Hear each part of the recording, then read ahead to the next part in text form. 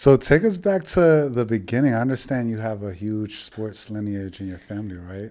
So how did that affect you growing up and, choosing to play football, especially in the US, right? And just Yeah. to add on to that, you have a very famous person in your family as too, who was considered one of the greatest in his sport, right? Or is considered the greatest amongst a lot of people in his sport. Correct. Yeah. So, Yeah. Sorry, I gotta. No, it's okay. I appreciate the drop. Yeah. So I do come from, a squash family. So my grandfather, Hashim Khan, is considered one of the greatest squash players of all time. He started what they call like the Khan dynasty.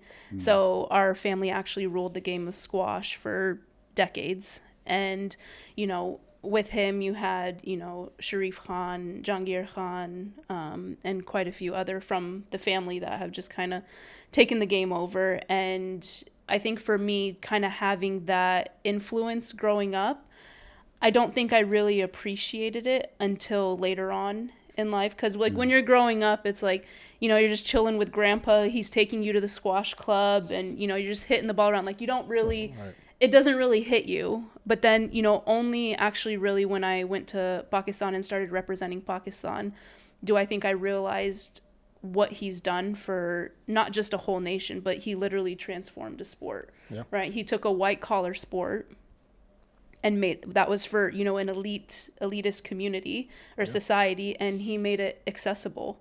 And I think for me to be able to see that and to see, that transformation and kind of understand it and start asking questions, obviously like, he passed away, and then that's when I started having the questions. And, I do wish he was still around so I could actually ask about it and ask about his time representing Pakistan and stuff. 'Cause I know I could have learned a lot, but I think having that influence was really helpful, because I saw resilience. My grandfather didn't win his first world title or he actually didn't even turn professional until he was like 36, like in his mid 30s. You know what I'm saying? And he's winning his first like world title in his mid 30s. And, similar to my story a little bit, I didn't sign my first pro contract until I was 32. Yeah. So, again, just So I not think the for me, it's just a traditional little bit of like motivation. I'm like, all right, Gramps did it. I'm going to do it. He went on for however long he can. I'm going to ride this thing till the wheels fall off, type of thing. So yeah, I started very young playing soccer, football. I mean, you tell me what y'all want to call it. We're gonna Are call we it gonna the have that proper- debate? No, Okay, we got football. football. Thank you. What 'Cause do you my prefer to call it? I gotta call it football. My Oh, husband okay, gonna okay. kill me. Okay.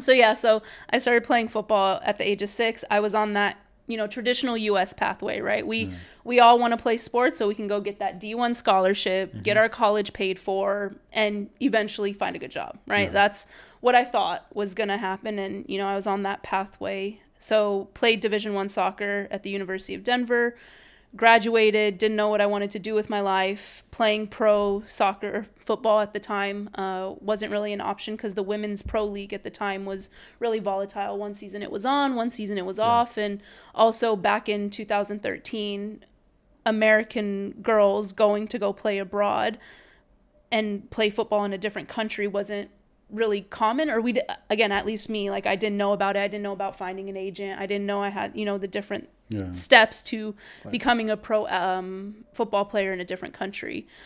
So yeah, I packed up my bags, moved to Dubai, got my master's, started working, and then eventually found out Pakistan had a women's national team, got my call up, and yeah, Wow. rest is history.